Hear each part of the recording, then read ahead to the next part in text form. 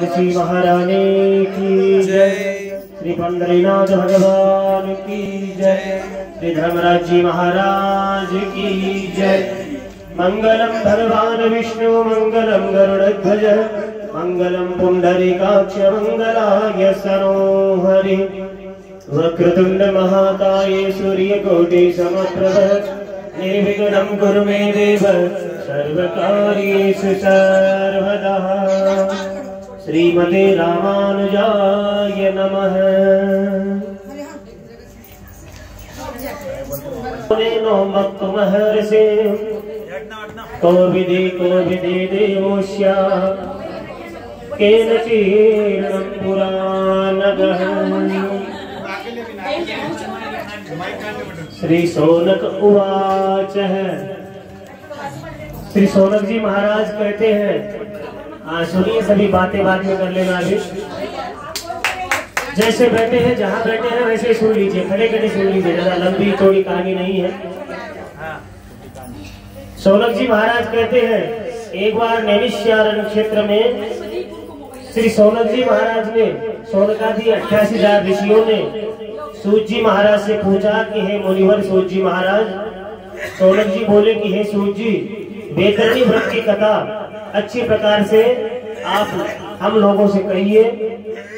हे निष्पाप, इस व्रत की क्या विधि है, कौन इसका देवता है तथा इस व्रत को किसने सबसे पहले किया, इसके बारे में बताइए।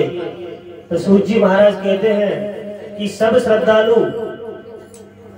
श्रद्धालु हम लोगों को कृपा करके कहिए। सूत जी बोले, प्राचीन समय में राजा दशरथ जी के पुत्र श्री रामचंद्र जी ने, भगवान श्री राम जी ने अपने कुल गुरु मुनि श्रेष्ठ वशिष्ठ जी को संसार के हित के लिए यही बात पूछी थी, और वशिष्ठ जी ने जो राम जी से कथा कही वही आप लोगों को सुनाता हूँ।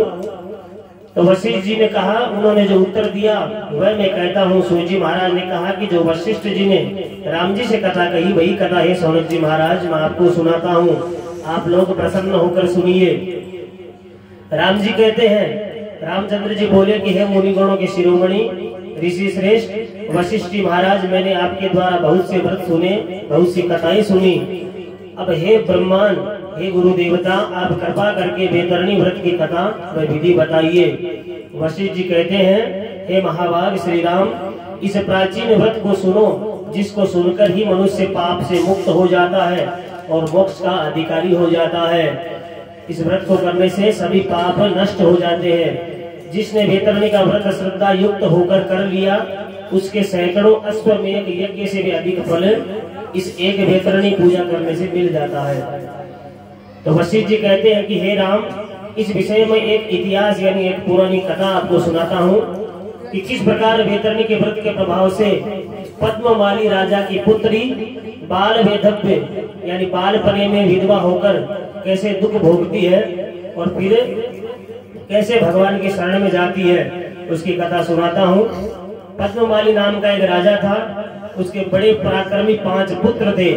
एक सबसे छोटी पुण्यवती नाम की कन्या थी, लड़की थी, जो बाल विधवा होने से पिता के घर में ही रहती थी। जिसका बचपन में ही पति गुजर जाने से वो अपने पिता के घर में ही रहने लगी। तो कहते हैं कि हे राजन, उसको संसार का कुछ भी सुख नहीं था। एक बार महात्मा नारद जी उसके पास आए। वह पुण्यवती जो कन्या थी वह महात्मा नारद जी को नमस्कार कर पूछने लगी कि हे देवर्षि, हे नारद जी महाराज, मेरे अच्छे भाग्य से आपका मुझे दर्शन हुआ है। हे दयानिधि, वैधव्य दुख से पीड़ित शरण में आई हूँ, मैं विधवा हूँ और बहुत सारे दुख मेरे जीवन में है। आप मेरी रक्षा करो और बताओ कि पहले के जन्म में, पूर्व जन्म में मैंने कौन सा ऐसा पाप किया था जिसके कारण मेरे पति की मृत्यु हो गई और मुझे ये दुख मिला, जिससे मुझे वैधव्य दुख भोगना पड़ा है। हे नारद जी महाराज, महात्माओं के दर्शन मात्र से ही सैकड़ों जन्मों के संचित पाप नष्ट हो जाते हैं।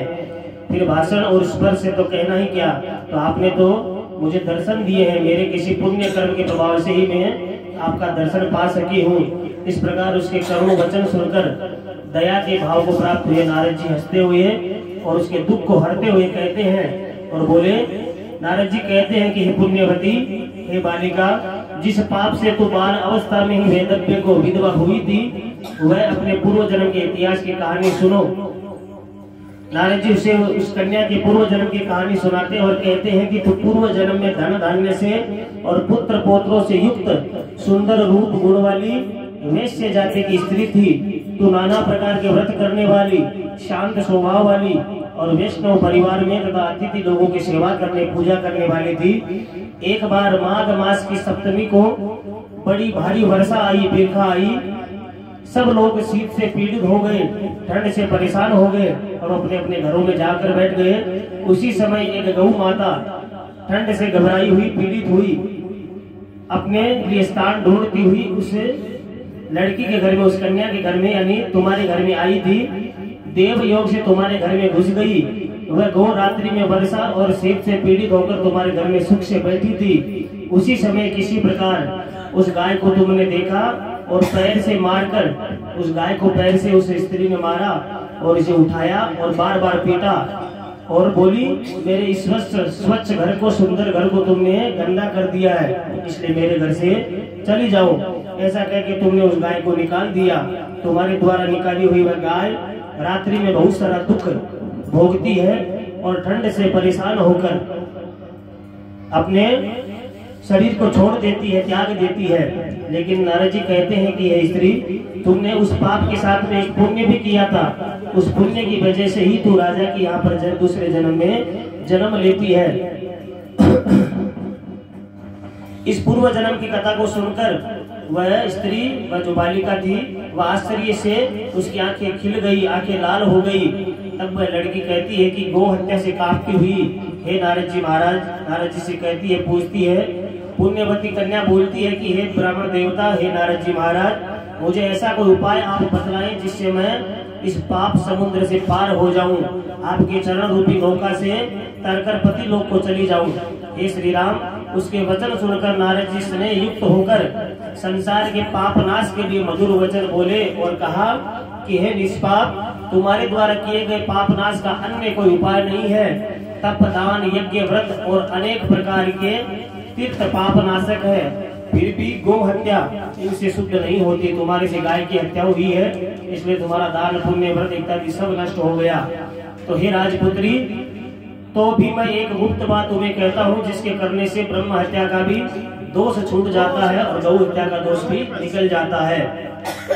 मार्गशीर्ष महीने के एकादशी के दिन वैतरणी का व्रत करने से गौ हत्या का पाप दूर हो जाता है। इसलिए मैं तुमसे कहता हूँ कि तुम ये वैतरणी का व्रत और पूजा करो। रात्रि के समय में जागरण करना चाहिए और भगवान श्री हरि की पूजा करनी चाहिए, क्योंकि इसमें अधिदेव, इसके अधिष्ठात्री देवता जो है, मुख्य देवता वो भगवान नारायण है, अतः उनकी पूजा करें। हे सुमुखी, हे पुण्यवती कन्या, इस व्रत को करने से राजा धुंधुमार और दिलीप ने, गादी ने तथा आदि देवता ऋषियों ने भी किया था, वह सब लोग भी तर गए थे इस व्रत के प्रभाव से। और भी बहुत से राज ऋषियों ने गौ हत्या नाशक इस व्रत को किया है। तू भी हत्या दूर करना चाहती है तो इस व्रत को कर, निराहार व्रत कर। त्रयोदशी द्वादशी के दिन वेद वेदांग पारंगत विद्वान ब्राह्मणों को भोजन कराकर पारणा करना चाहिए। अपने शक्ति से, अन्य शक्ति अनुसार ब्राह्मणों को भोजन कराकर दक्षिणा दे, नमस्कार करके विसर्जन करें और फिर परिवार के साथ, कुटुंब के साथ भोजन प्रसाद पावे। हे महाभाग कन्या, ऐसा करने से तथा इस व्रत को करने से और इस व्रत को करने वालों के दर्शन से ही हजारों गौ हत्याओं का पाप दूर हो जाता है, इसमें कोई संदेह नहीं है।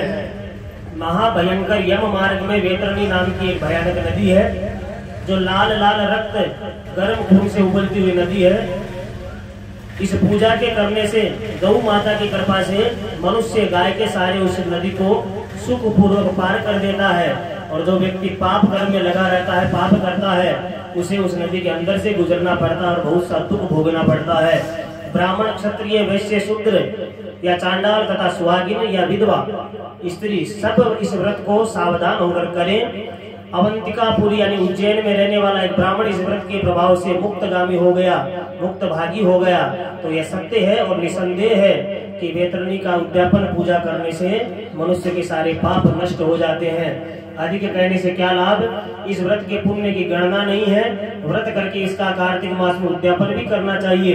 भगवान श्री विष्णु की विधि पूर्वक पूजा करके, होम हवन आदि करके अपने शक्ति अनुसार ब्राह्मणों को विविध दान इत्यादि देना चाहिए। आए हुए सभी लोगों को भोजन इत्यादि करवाकर आनंद के साथ वैतरणी एकादशी का उद्यापन करने से भगवान सभी पापों को नष्ट करते हैं और मनुष्य की सभी इच्छाएं मनोकामनाएं पूर्ण होती हैं। वो लक्ष्मी नारायण भगवान की जय, गोपाल कृष्ण भगवान की जय, एकादशी महारानी की जय, पंडरीनाथ भगवान की जय। छोटी सी कथा है। शांत बैठे